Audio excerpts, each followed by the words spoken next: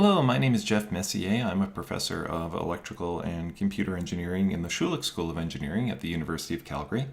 And this is Module 9 in our Circuits 2 Electronics lecture series, where we, for the first time, talk about second-order circuits that contain a resistor, an inductor, and a capacitor.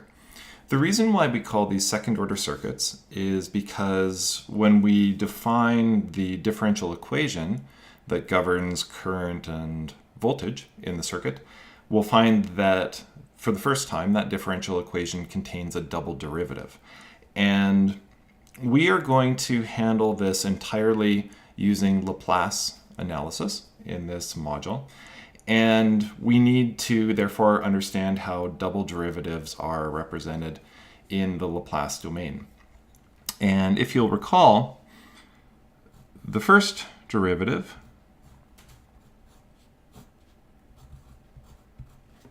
or the first order derivative of some function f with respect to time, when we go to the Laplace domain, we multiply that the Laplace transform of that function by s, and then we add the value of the time domain function at time 0. Oops, sorry, that's a mistake. Actually, that should be a minus. And we went through the derivation of, where this comes from. I'm not going to go through the derivation for the double derivative, but it's similar to the derivation for the first derivative. And I'm just going to state the result. So the Laplace transform of the double derivative of some function with respect to time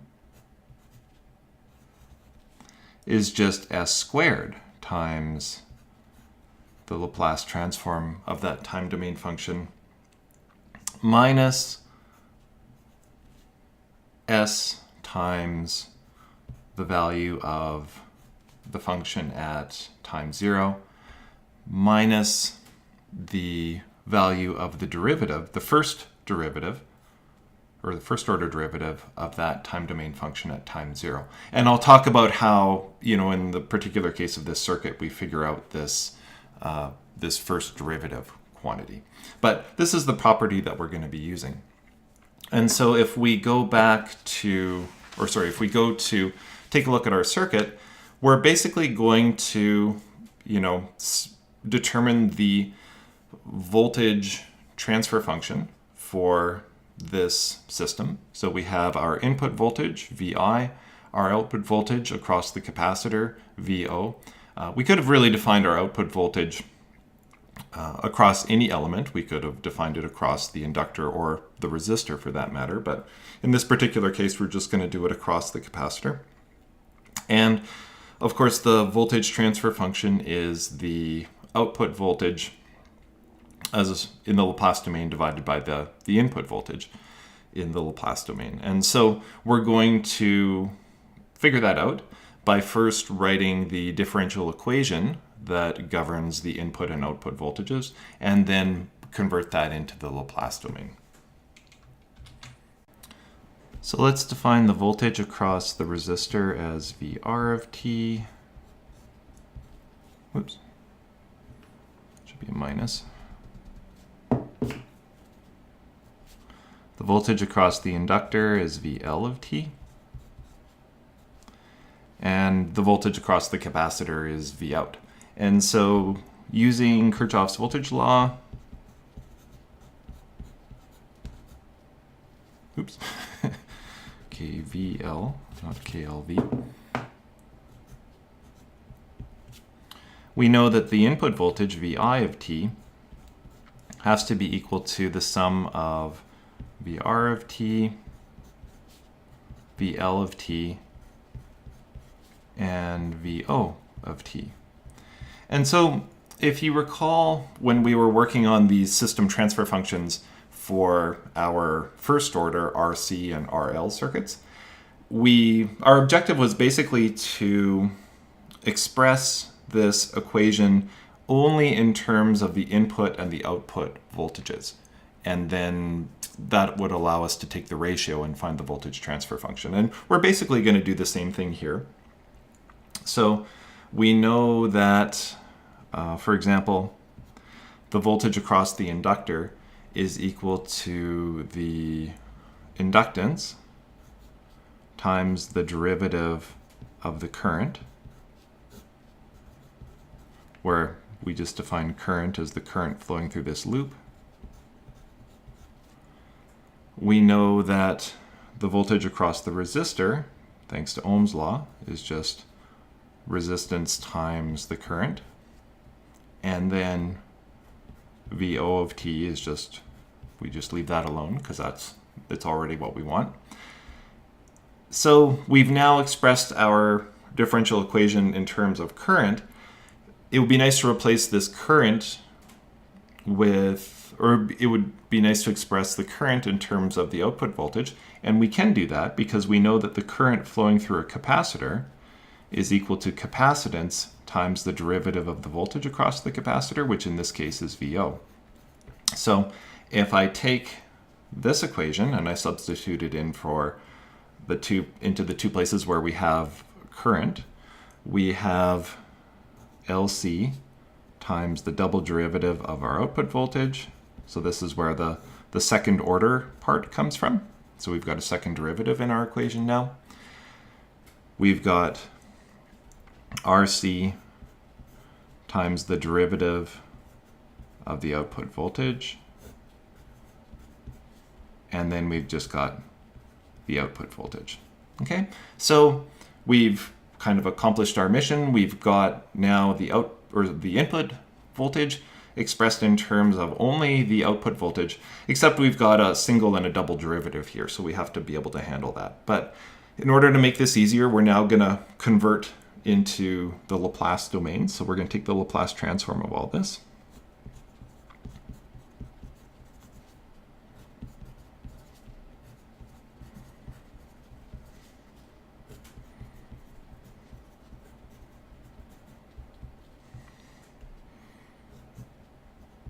So our input voltage in the Laplace domain is the Laplace transform of the input voltage in the time domain, which is the Laplace transform of our differential equation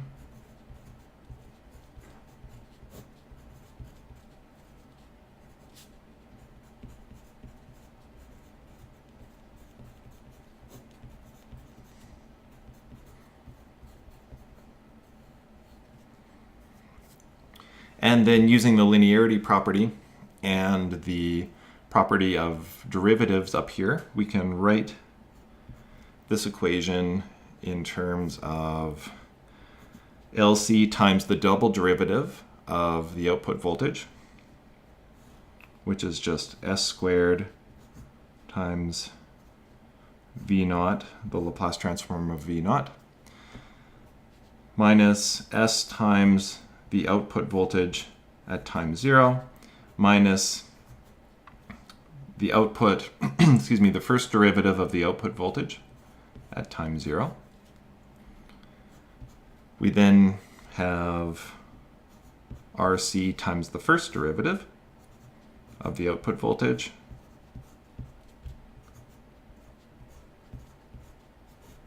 and then we have just the Laplace transform of the output voltage.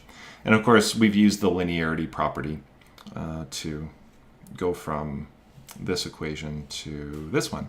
And so now it's the right time to talk about, this value and this value. So what are our initial values of the output at time 0 and the first derivative of the output at time 0? So we assume that at time 0 there's no input voltage applied to our circuit, and everything, all voltages and currents in our circuit are basically 0. So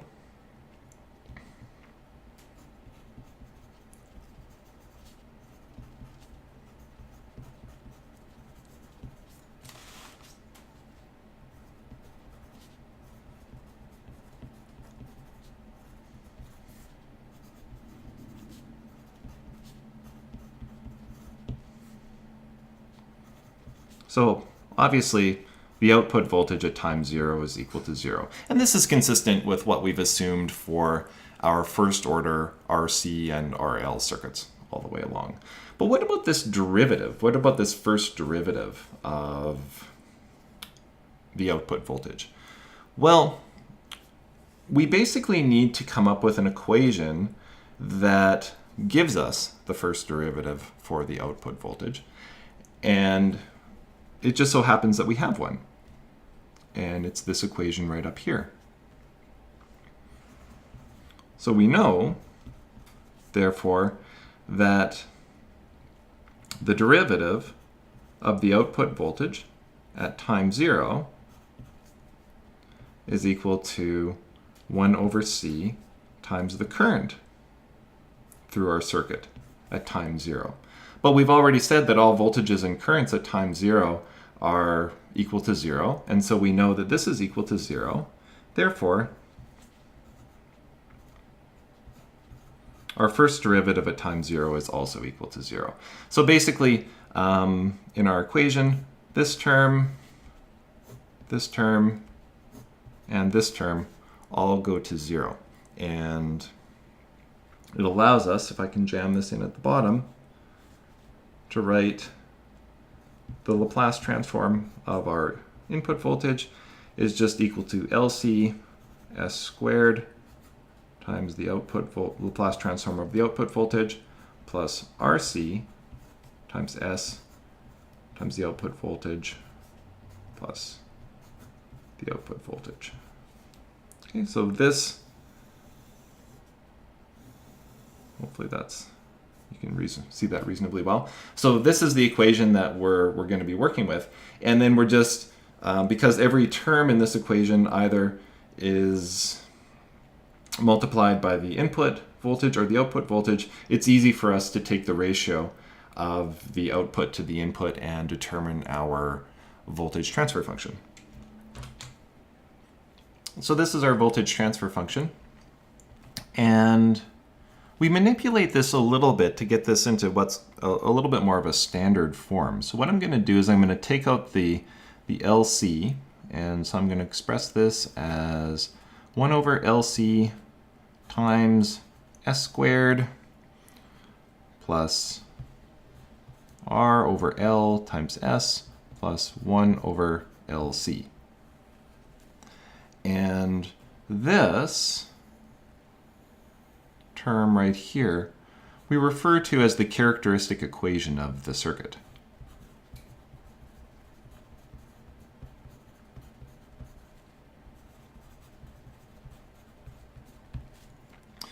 And it's normal, it's a quadratic equation, obviously, S squared plus S plus a constant.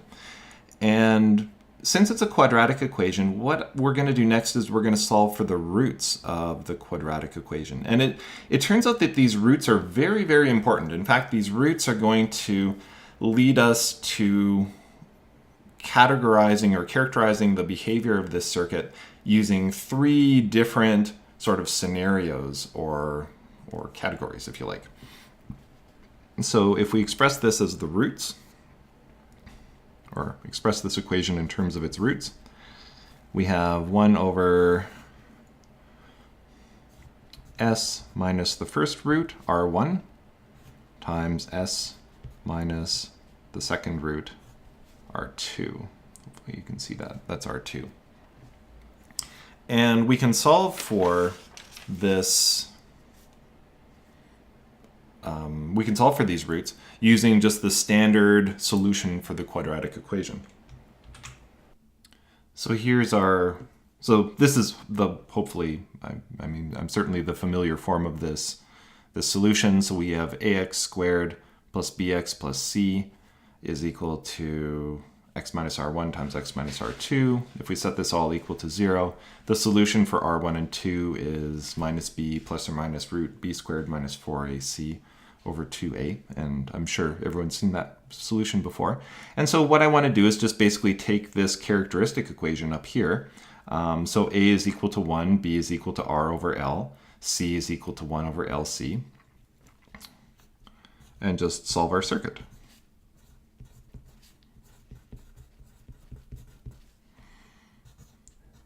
So our two roots are equal to minus r over L plus or minus the square root of r over L squared minus 4 over LC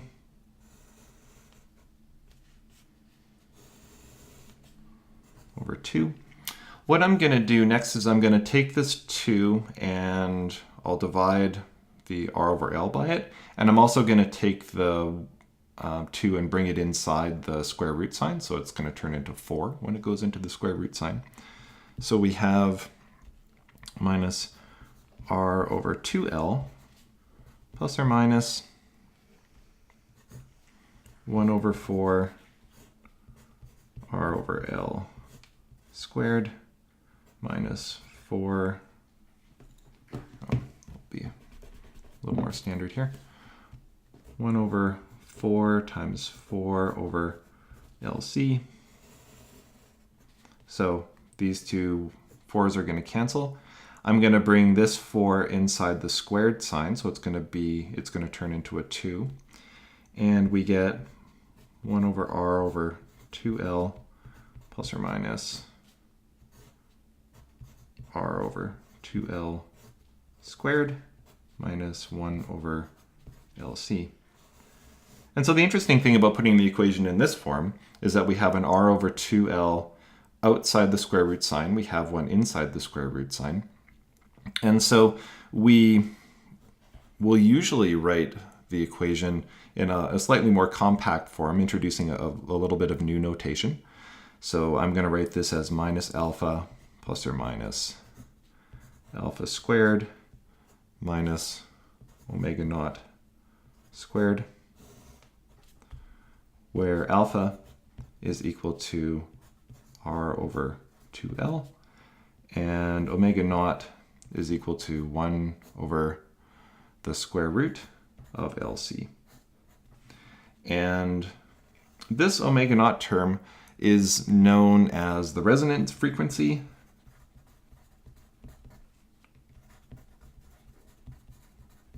of the circuit. It's sometimes also called the undamped natural frequency of the circuit.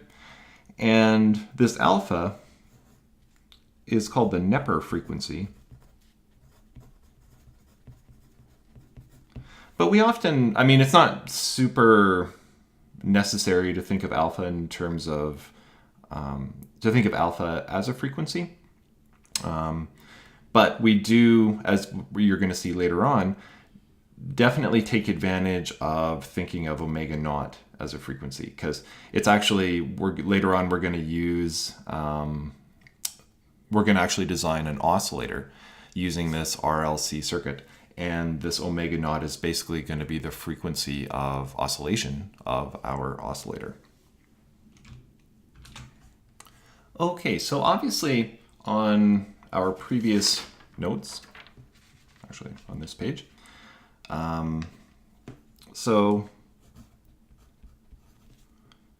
this is the expression for the roots of our characteristic equation up here, right? And so alpha and omega naught are both functions of the circuit component values, R and L and C. And so depending on the values that we choose for R, L, and C, we're going to have different roots and different values for alpha and different values for omega naught. And so depending on the circuit values that we choose, so the circuit component values that we choose, our circuit can potentially be operating in one of 3 modes, or we have basically one of 3 scenarios. And I'm going to define these scenarios now, and I'm going to describe what the roots are like, the roots of our characteristic equation are like for each one of these modes. This is still going to be a little bit abstract, but what we're going to do is we're going to sort of move through a derivation for each one of these modes, and then I'm going to show you the plots of the output voltage step response, and you'll be able to see a little bit more concretely of what these modes look like and even where their names come from. So the first mode is called the overdamped case. or overdamped mode.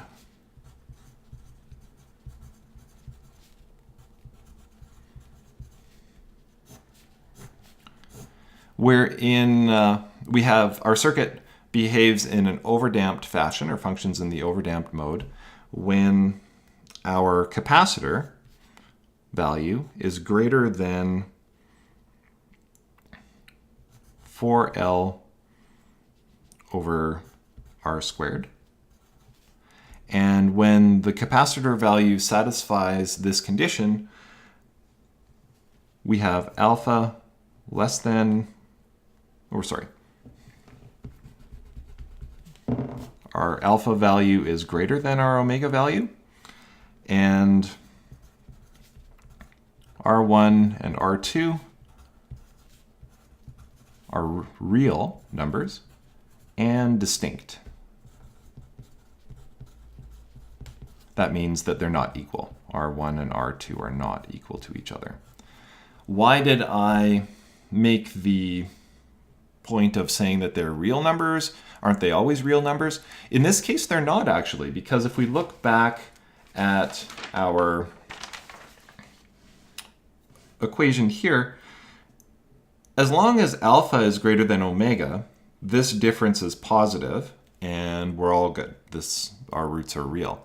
However, if alpha is less than omega, we have a negative value under our square root sign. And of course, the negative of a square root gives rise to an imaginary number. So we can actually have complex numbers as our roots. And that's going to represent actually a very important mode of operation in our circuit, and it's going to lead us to our oscillator design later on. It doesn't mean that the actual voltages we see in our circuit are complex, but these kind of intermediate root values are complex. And you'll see what I mean when we get into it a little bit more. The second case that we can have is what's known as the critically damped case, or critically damped mode.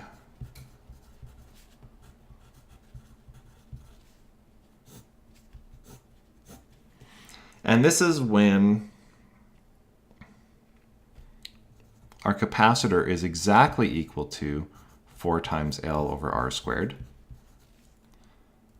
This means that alpha is exactly equal to omega naught, and the term under our square root sign is 0. And so our two roots are actually real numbers and they're equal.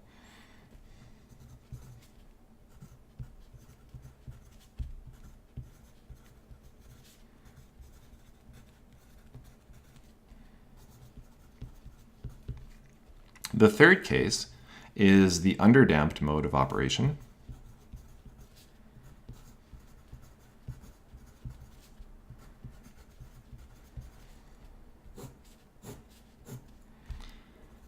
This is when the value of our capacitor is less than 4L over R squared, and alpha is less than omega naught. So we have a negative value underneath our square root sign, and our roots end up being complex numbers.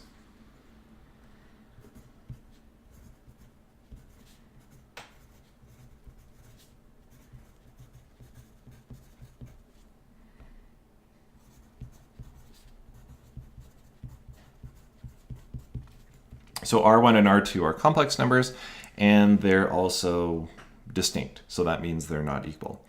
And so what I'm going to do is I'm going to now derive the step response for our circuit. So we have our voltage transfer function, and so we're going to derive the step response for each of these three modes of operation. And we're going to do the overdamped mode first, and we'll come up with our time domain equation.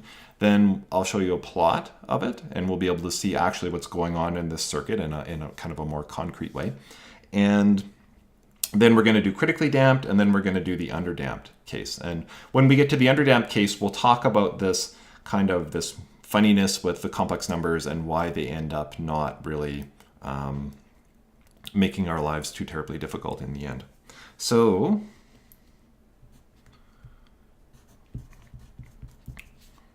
for our analysis, let's assume that our input voltage signal is equal to some source voltage times a step function. And in this case, I'm not going to bother doing the time delay thing for our step response. We did that for our initial analysis of RL and RC circuits. For this particular one, I'm just going to assume that we switch on the source voltage at time 0. It's just going to make our math a little bit easier because we're not going to have that e to the minus st term to account for the delay. And the algebra is going to get a little bit more involved for this module anyway, so this is just going to make our lives a little bit simpler. So the Laplace transform of our input signal is just Vs times 1 over s. And so that's what we're going to use in the coming analysis. Okay, so let's start with the overdamped scenario, or the overdamped mode first. So just like all the way along, our output voltage in the Laplace domain is equal to our voltage transfer function multiplied by the input voltage. And that's what I've got here. So I've grouped a few terms. So these two, 1 over s minus r1 and 1 over s minus r2, those are from the system transfer function. The 1 over s is from our step response, and 1 over LC is just a constant, Vs is just a constant, so I've grouped our constants, I've just brought them out front. Now we have basically sort of three terms here. We're not going to find 1 over s times, s minus r1 times s minus r2 in our Laplace transform table for finding the inverse Laplace transform, but we will find these terms individually. And so what I want to do is I want to use partial fraction expansion to express this product as a sum of terms, and then we can find the Laplace transform fairly easily just using the terms from our tables. And so I'm going to just define this part of our equation as x of s, and our objective will be to express the whole thing as Vs over Lc times some constant k1 over s plus some constant k2 over s minus r1 plus some constant,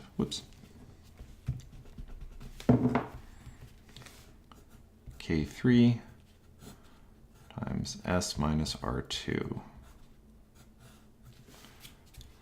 And so using partial fraction expansion, we can find the values for k1, k2, and k3.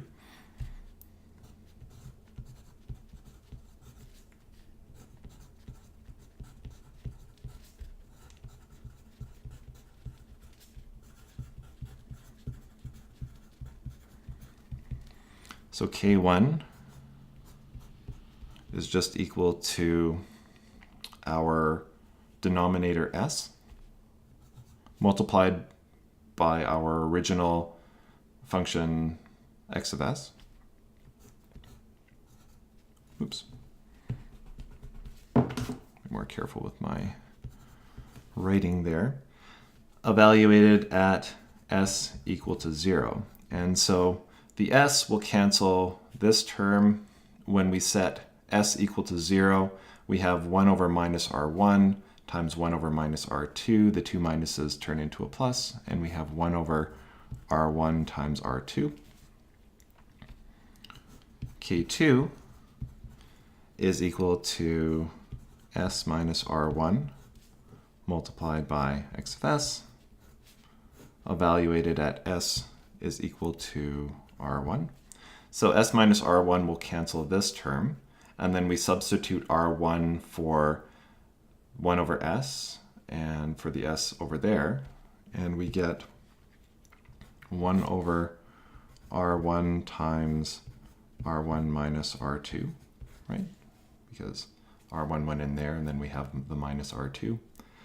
And similarly, k3 is equal to s minus r2 times x of s at s is equal to r1, or sorry, r2, and it ends up being 1 over r2 times r2 minus r1.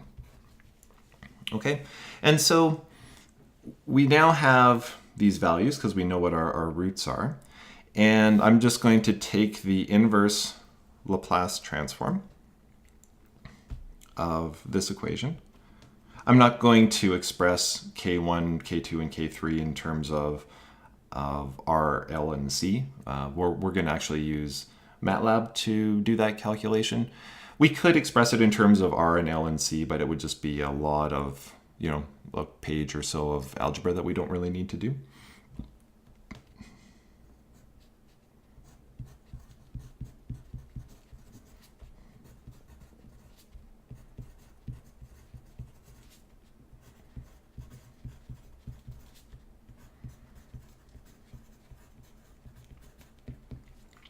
You'll find in general, actually, I do look for, I'm not looking for you to do a ton of algebra in this class. I prefer to teach you more about circuits rather than testing, who can sort of keep the wheels from falling off after doing about a page of algebra. I mean, obviously we are doing a lot of algebra in this class, but I am trying to keep it to a bare minimum, because if we get carried away with it, it can tend to obscure sort of the circuit stuff that we're trying to learn about.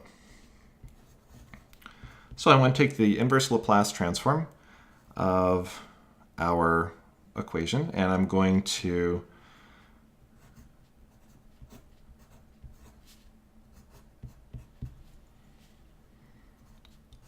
just group our terms.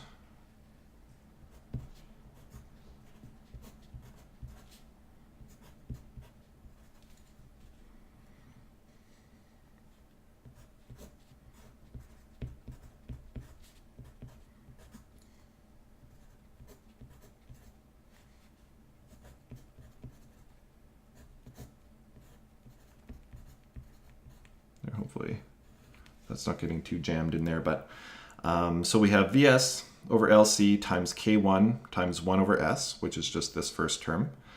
Vs over LC times K2 times 1 over S minus R1, which is just this second term. Vs over LC times K3 times S minus R2, which is just this term.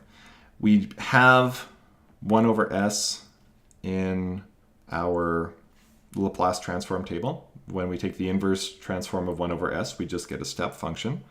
And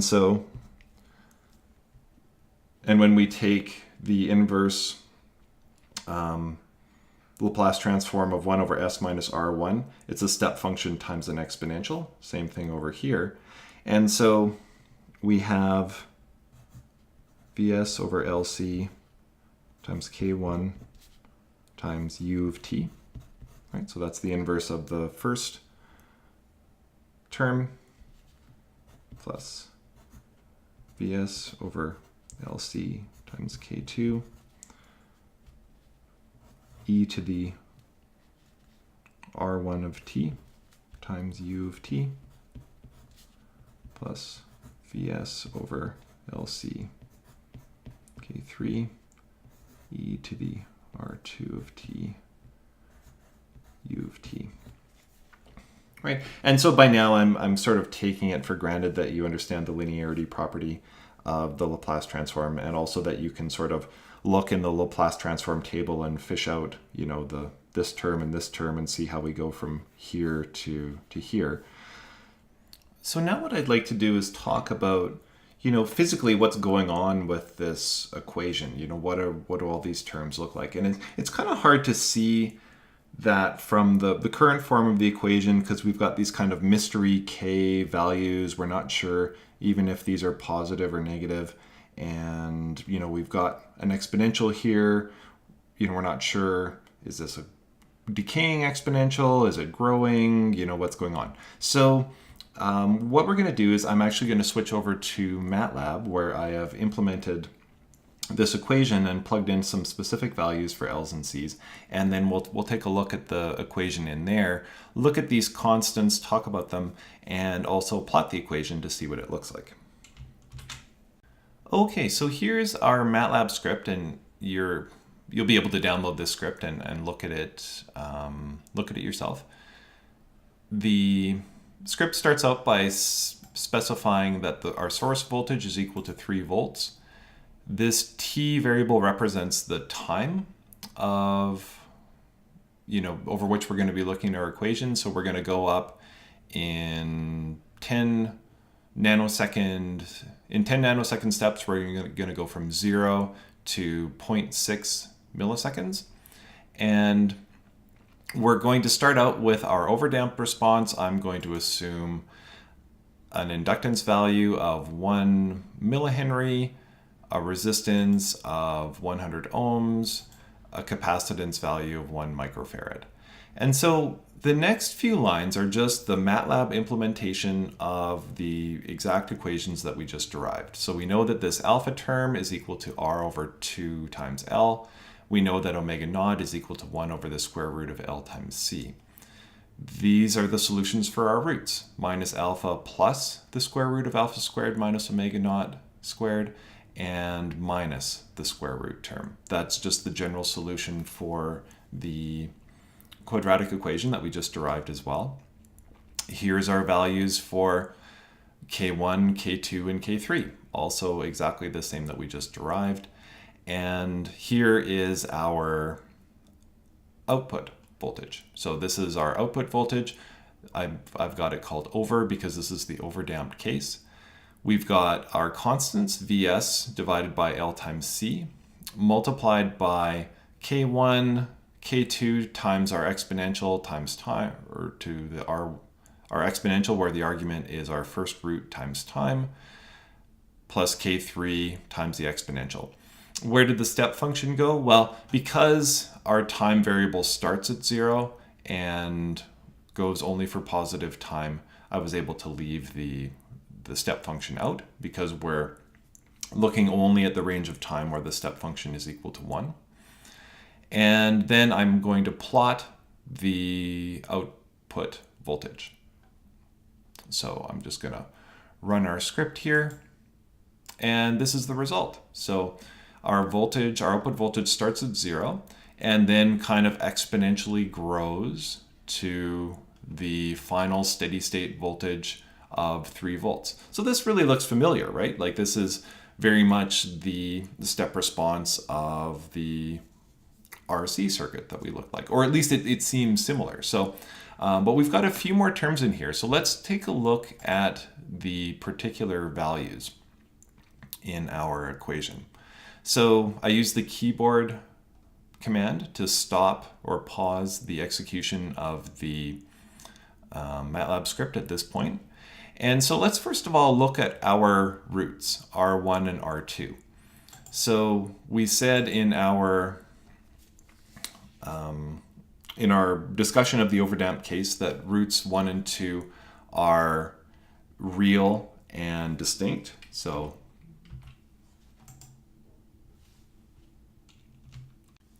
if we type in R1, we can see that it's a negative real value. And if we type in R2, it's a negative real value as well. And so this, first of all, confirms what we said. So that's, I guess always nice. But also, we note that these values, R1 and R2, are negative. And in general, this is always true, right? So our first question about whether or not, these exponential terms are, growing or decaying, they are decaying. So both this term and this term start at a value of 1 and then decay down to a value of 0. Let's take a look at our value of K1. So K1 is a positive value, and it turns out that K1 is also equal to L times C. And so it basically, if we look down here, K1 essentially cancels out the 1 over L times C term. And so this first term ends up being just equal to 3 volts, which is our voltage value. And so this first term is essentially the steady state response of our circuit, right? This is the constant 3 volts that our circuit is going to converge to, right? And we see that by looking at our plot, right? So we go from 0 all the way up to 3 volts, and it's this first term that represents the 3 volts. if we look at the value of K2 and K3, we notice that, or if we look at the role of K2 and K3 in our equation, we said that this first term, the K1 term, is equal to 3 volts. But we know when we look at our plot that at time 0, the actual output voltage is equal to 0, and it only grows sort of exponentially towards 3 volts. And so that means the second and the third term basically have to take that 3 volt level and subtract it down to 0, and then only allow it to sort of exponentially grow. And so the summation of K2 times the exponential at 0, which is just 1, plus K3 times the exponential at 0, when you divide it by LC, is going to be equal to negative 3 volts. And so if we look at that, K2 times 1, which is the value of the exponential at time 0, plus K3 times 1 divided by L times C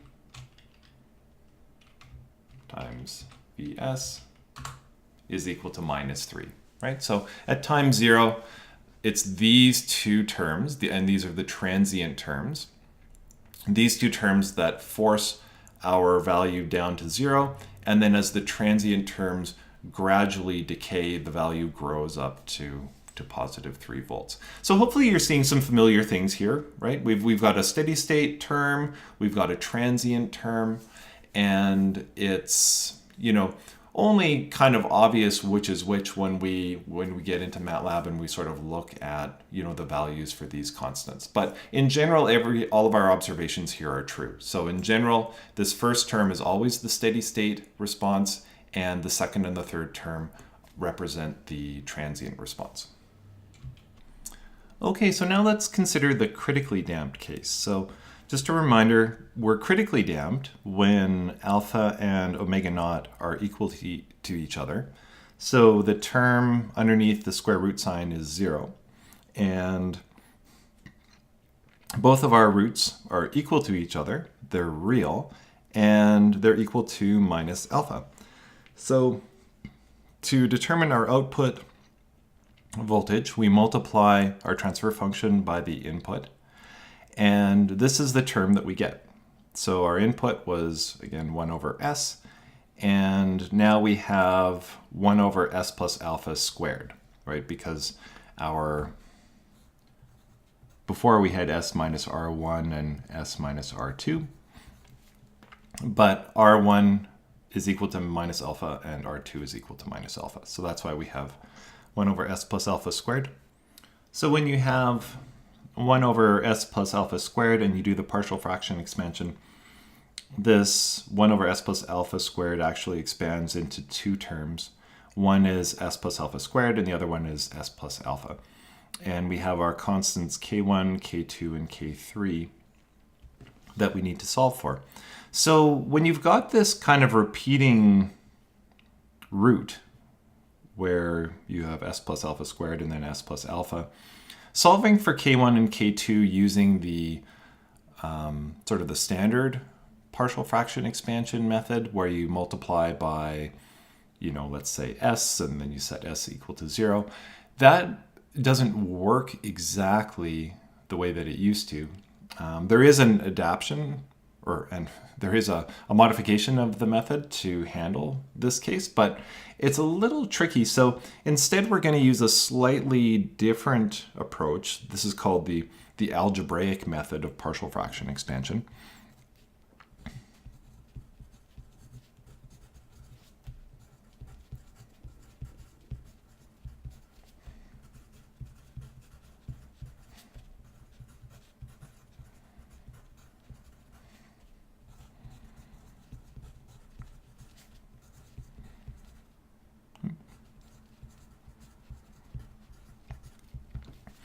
And this algebraic method will basically allow us to come up with 3 simultaneous equations to solve for k1, k2, and k3. Sometimes this is not a savings in terms of complexity, but in this particular case, it turns out that this is the easiest method to solve for our constants. So we know that, the whole purpose of partial fraction expansion is to write 1 over s plus alpha squared as k1 over s plus k2 over s plus alpha squared plus k3 over s plus alpha. So we know that these two things are equal. The algebraic method basically just involves multiplying both sides of this equation by the denominator of our original expression. So s plus alpha squared. Of course, in this case, this will cancel and we just get 1. And then on this side, we do the same thing to preserve equality, s plus alpha squared. And we end up getting 1 is equal to, so here the s and the s cancel. So we have k1 times s plus alpha squared. Here we have the s plus alpha squared will cancel the s plus alpha squared, and so we have s times k2. And k3 times s multiplied by s plus alpha, not squared because this basically removed the exponent of 2. And so I'm going to expand this out, and I'm going to basically give each term sort of its own line. So I'm going to expand out k1 times s plus alpha squared. And when you do that, you get k1 times s squared plus k1 times 2 alpha s plus k1 times alpha squared. I'm going to give this term its own line. We don't really have to expand anything out. So I'm just going to write this as k2 times s. And you'll notice that I'm kind of creating columns here where everything multiplied by s to the exponent of 1 is in this column, everything multiplied by s squared is in this column, and everything that's not multiplied by s is in that column. If I expand out this, I'm sure this should be k3. If I expand out this term and put it on the third line, we have k3 times s squared plus k3 alpha s. So we've got 2 s squared terms, 3 s terms, and then one term that's not multiplied by s. And these have to equal 1. Or if we want to write it in a slightly different way, 0 times s squared plus 0 times s plus 1. And so because this is the only term that is not multiplied by s, this has got to be equal to 1. Or k1 alpha squared is equal to 1. Because there is no term on the left-hand side multiplied by s, the summation of these three terms has to be equal to 0.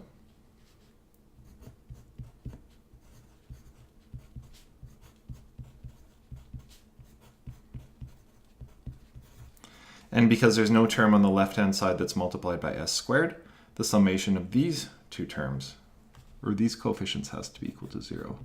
k1 plus k3 is equal to 0. So these are our three simultaneous equations that we then use to solve for k1, k2, and k3. And so it's easy. First of all, k1 is just equal to 1 over alpha squared. k3 is equal to minus k1, which is minus 1 over alpha squared.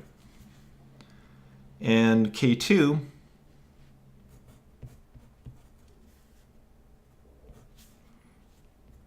if you do the algebra, ends up being equal to minus 1 over alpha.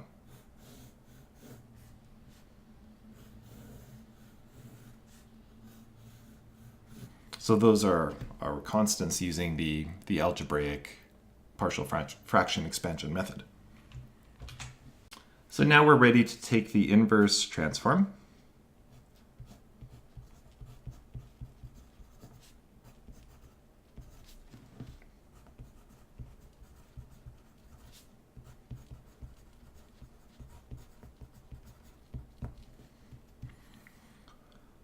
So our output voltage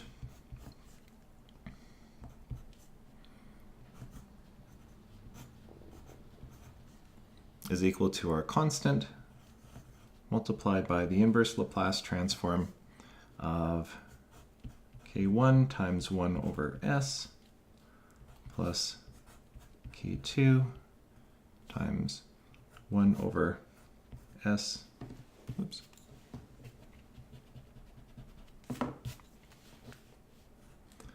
s plus alpha squared plus k3 times 1 over s plus alpha. Then we look in our Laplace transform table to find the inverse transform for 1 over s. We know that's the step function. 1 over s plus alpha, we know that that's the decaying exponential. And this 1 over s plus alpha squared is new for us, but it is in our Laplace transform table as well. And it turns out to be a decaying exponential multiplied by t. And so our final expression,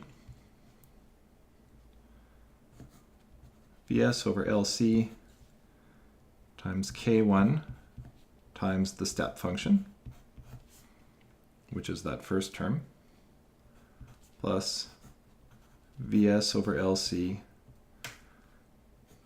times K2 times t, e to the minus alpha t times the step function. And then the third term, Vs over Lc times K3, e to the minus alpha t times the step function. And so this is our final equation. And in a moment, we're going to switch over to MATLAB and we're going to plot it out and take a look at what it looks like. But in the overdamped case, we saw that this first term was equal to the steady state response, and then the second and the third terms were the transient responses. We're going to see that it turns out to be the same thing for the critically damped case. So this first term is going to be just equal to our source voltage, Vs, because K1, as it turns out, is going to be equal to Lc. This second term is a decaying exponential, even though it's multiplied by time. So it's going to decay down to nothing as t increases. And it's the same one with this one. So steady state response, and then these two are the transient responses. Okay, so if we move a little bit further down in our MATLAB script, I now have the critically damped case where I've chosen the inductor and the capacitor values are the same, but I've chosen the inductor and resistor values are the same, but I've chosen the capacitor value so that omega naught is equal to alpha. Alpha is R over 2 times L, just like before. And we've solved for our values for K1, K2, and K3. And then here is just our output voltage waveform as a function of time for the critically damped case. So this first term, and again, we don't have the step functions in here because we're considering only positive time. And so the first term we're going to see is our steady state response, and then the second and the third terms are going to decay down to zero and allow our output voltage to kind of approach the steady state level in kind of an exponential fashion. So let's just move along. And then if we look at our plot, so the blue curve is the overdamped case, and the red curve is the critically damped case. And one thing that's immediately obvious is that the critically damped case reaches steady state much more quickly than the overdamped case. And hopefully now you can kind of see where the names are starting to come from. So overdamped means it's we've damped it too much and it's very slow to reach steady state. Critically damped means that it reaches steady state as quickly as possible without avoiding instability. And you'll see what I mean by instability once we look at the overdamped case. Or sorry, the underdamped case, which is coming up next. Okay, so now for our third case. So the third case is the underdamped case, where if we choose a capacitor that's smaller than 4L over R squared, our alpha is going to be less than omega naught, and we get complex roots, right? So the term underneath our square root sign is going to be negative. And so since we know it's going to be negative in this case, we kind of own it, I guess, and we just put the negative sign in there already. And we know that this is going to produce an imaginary number. And so our roots we often write as minus alpha plus or minus j omega d. And this omega d we refer to as the damped frequency.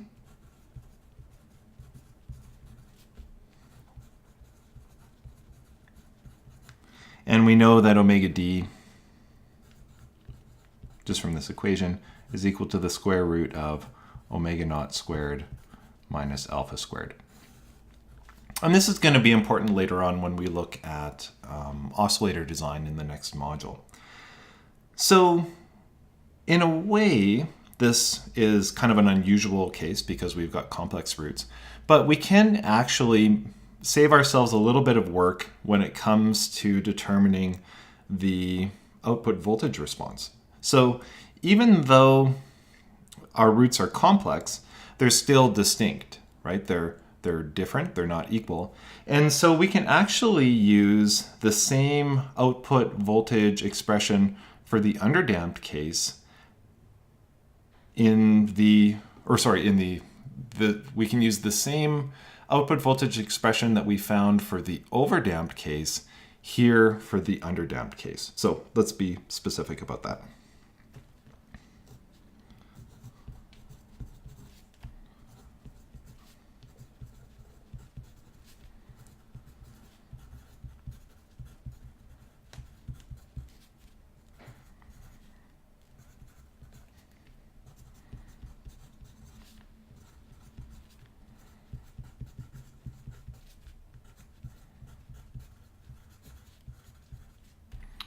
So our output voltage, V naught, is equal to our source voltage divided by LC times K1 over S plus K2 over S minus R1 plus K3 over S minus R2. This is exactly the same expression that we had for the overdamped case, and we can use it here. Doesn't matter that our numbers are complex, everything works the same because you can add and subtract and multiply and divide complex numbers just like you can real numbers. So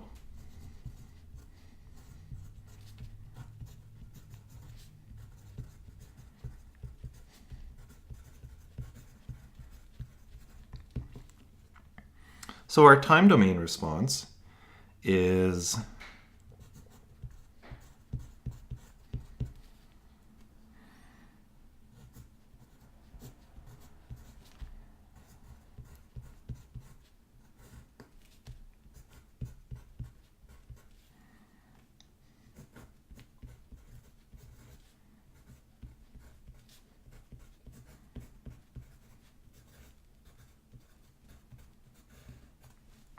our time domain response is exactly the same expression that it was for the overdamped case.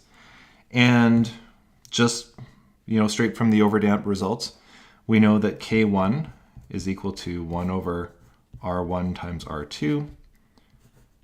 K2 is equal to 1 over R1 times R1 subtracted from R2, or R1 minus R2. And K3 is equal to 1 over R2 times R2 minus R1. So exactly the same, right? And does this mean that it's going to have exactly the same sort of exponentially increasing response that we had in the overdamped case? Turns out the answer to that is no. In fact, we're going to have this kind of crazy sort of oscillation we're going to see in the response that sort of gradually decays as a function of time. And so why is this going to be so different? Well, it's because these roots are complex. And so what I want to do before we look at the MATLAB script, I want to kind of step through the implications of having complex numbers here on what it does to our output voltage.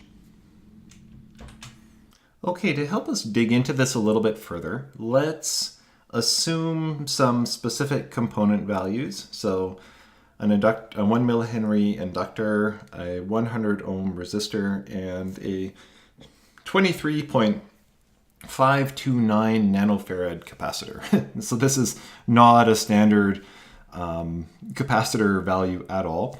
I just chose it to make the numbers in our roots turn out to be nice round numbers. And so what are the implications of having a complex number as our first root? Well, let's zoom in on our output voltage equation. And in particular, we see we have an e to the r1 of t there. Okay, so let's write e to the r1 of t. And then I want to plug in these specific numbers, right? So we have e to the minus 5 times 10 to the 5 plus j 2 times 10 to the 5 times t. And we can write this as e to the minus 5 times 10 to the 5 t times e to the j 2 times 10 to the 5 t. Okay, so we have a complex exponential. But if you look at the trig identity for a complex exponential, we can write e to the j something in terms of a real cosine and an imaginary sine term. So this is equal to e to 5 times 10 to the 5 t times the cosine of 2 times 10 to the 5 t plus j times sine 2 times 10 to the 5 t. So it's important to write this equation because it illustrates kind of the fundamental nature of an underdamped response. So an underdamped response has an oscillatory component, right? It oscillates. And that's what this cosine and sine term represent. However, the oscillation is not sustained. The oscillation is going to decay over time, and that decay is caused by this exponential term. So here we have e to the minus 5 times 10 to the 5t. This is a real number, so this is just going to be a decaying exponential as a function of time. It's going to decay down to 0. And these two things working together are going to create our underdamped response that we're going to see in a moment. So, you know, I've said that it's not a big deal that we've got complex numbers. We can just use our existing equations and everything is fine. However, we can't have an output voltage that's complex. And in a way, this is kind of a good check for you as a student, you know, if you're on an exam, or as a practicing engineer, if you're working out some equations by hand to predict your circuit. If you end up with a complex voltage as a function of time, you've got the wrong answer. Now, this is a little bit confusing for students sometimes because, you know, there are times, you know, particularly during AC analysis, where we do represent voltages as complex numbers because that represents the the amplitude and the phase, for example, when we're working with phasors. But for this particular case, we are not working with phasors here. There's no phasors. And so when you're figuring out the transient response of a circuit, your answers always have to be real. So having said that, this J sine is a little bit of a problem, right? So we've got this e to the r1 of t, and it has a complex component. However, let's take a look at e to the r2 of t.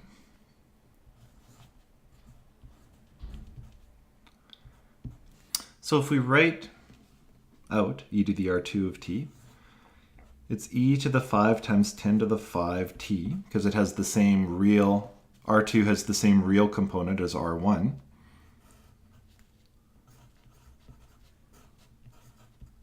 The cosine term is exactly the same, and the only difference is that the imaginary term is a negative rather than a positive. And so if we took this number and added it to this number, the imaginary terms would cancel out and we would be left only with a real term. And that's basically what happens here. So even though we've got sort of complex numbers basically all over the place in this expression, they are going to work out in such a way that all the imaginary terms are going to cancel out and we're going to be left with just a real voltage signal at the end of it. And so let's continue with this line of investigation, I guess, because we're not just straight up adding e to the r1 to e to the r2. We're multiplying e to the r1 by k2 before we add it, and we're multiplying e to the r2 by k3 before we add it. And it turns out that k2 and k3 are themselves complex numbers if we look at the values. So so I've written down the values for k1, k2, and k3, calculated for those component values that I had on the previous page of the notes. And sure enough, k1 is real. It doesn't have a complex component at all. K2 and K3 have the same real component and the same imaginary component, except that the sign of K3, or except the imaginary component of K3 is negative, and it's positive for K2. And so just as a little bit of a review,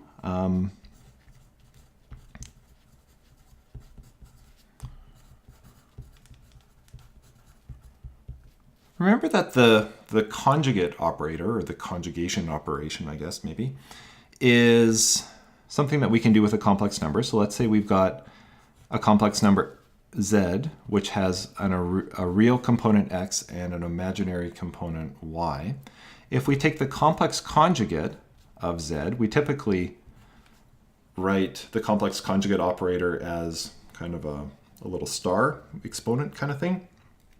And all the complex conjugate operator does is give us exactly the same complex number, except it inverts the sign of the imaginary component. So we go from a plus to a minus, or we would go from a minus to a plus.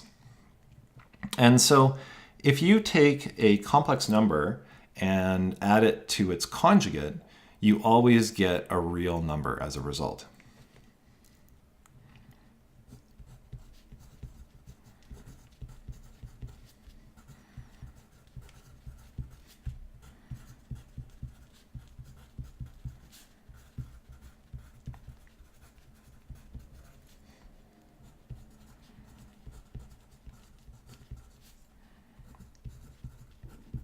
And so let's say we take our number z and we add it to the conjugate of z. That's equal to x plus the imaginary component plus x minus the imaginary component, which is equal to 2x plus j times y minus y, which is just equal to 2x. So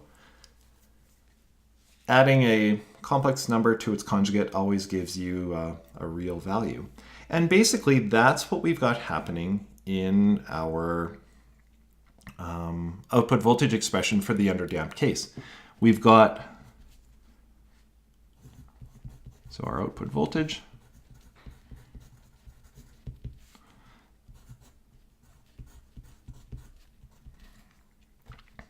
so we've got some constants out front. We've got our step function that I've just pulled out front. And then we have The first term is k1. K1 is always real. Then we have k2 times e to the r1 of t. If you look at k1 times e to the r1 of t, this term by itself is going to be complex. However, we then add k3 e to the r2 of t, and it turns out that this second term is always the conjugate of the first complex term.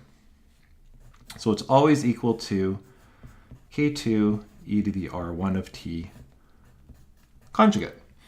So when you add these two terms together, the imaginary components cancel out, and then you get a real waveform. So let's switch over to MATLAB and just confirm that that's true. So here we have the underdamped portion of the script. We've got our our inductor, resistor, and capacitor values. These are the same values that I assumed in the notes, right? So you can check the values that we had in our notes. And then we calculate alpha, omega, our roots, k1, k2, and k3. And if you check back to the portion of the script that deals with the overdamped case, this portion of the code is exactly the same. So it doesn't matter that the numbers are real or imaginary, this code always works. And then this expression is exactly the same as the overdamped case as well. However, we know now that these exponential terms, because R1 and R2 are complex, they're no longer just a decaying exponential. They're actually a decaying exponential in combination with an oscillating component, like the cosine and sine terms. And so let's see what that looks like. So we'll hit continue. And this is the result. So this green waveform is our underdamped case. And we can see that it shoots way over the steady state response of 3, oscillates back, oscillates up, back. And so we've got this oscillating sort of nature here to the signal. And we know that that comes from the cosine and sine terms. However, you can see that the amplitude of this oscillation is decaying. And that's because of the real, that's because of the exponent out front of the cosine and sines that has just a real argument to it. And so we can also check some of our values. So R1 and R2 are exactly what we would expect from the notes. K2 and K3 are also the complex conjugate of each other. And if we wanted to just double check to make sure we've not made any mistakes at all, remember, and I'll just blank our figure, remember that there should be no imaginary component to our output voltage if everything is correct. So we can actually plot just the imaginary component of our underdamped response, and we can see that it's 0. Right? So there's no imaginary component at all. And if we plot the real component, we get our oscillating response, or our underdamped response.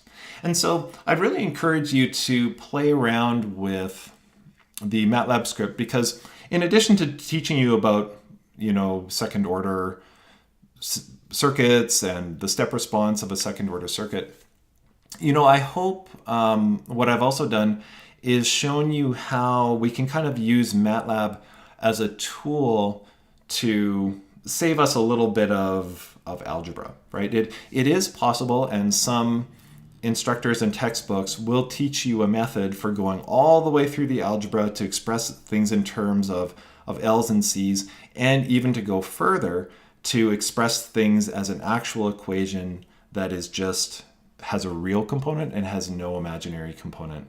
But I think that starts to get into a little bit too much algebra, and it doesn't necessarily improve our understanding of what's actually going on in the circuit. In fact, I would argue that kind of wrestling with this business of complex numbers and complex conjugates really sort of get us thinking a little bit more about how the circuit is supposed to work.